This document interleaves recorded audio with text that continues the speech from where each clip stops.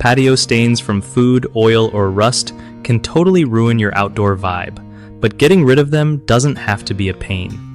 So, first off, you want to act fast when stuff spills. Like, don't just let that oil or spaghetti sauce sit there all day, you know? Grab some paper towels and soak up as much as you can right away. Then, depending on the stain, pick the right cleaner. Something safe for your patio material. For oil stains, a mix of dish soap and warm water usually does the trick if you scrub gently with a brush. Rust stains need a bit more muscle. Try a commercial rust remover or a paste made from lemon juice and baking soda.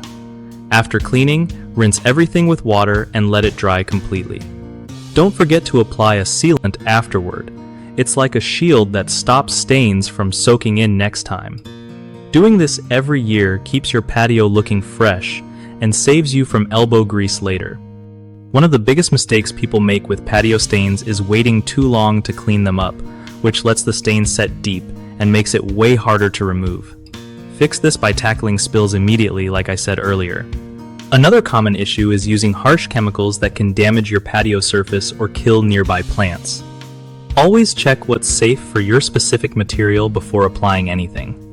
Third, skipping the sealant step leaves your patio vulnerable to future stains and weather damage, so don't skip that part if you want to keep your space looking good for years.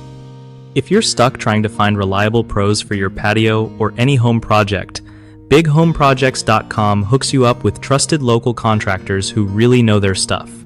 It's also a sweet spot for contractors looking to connect with homeowners who need their skills, making the whole process smoother for everyone.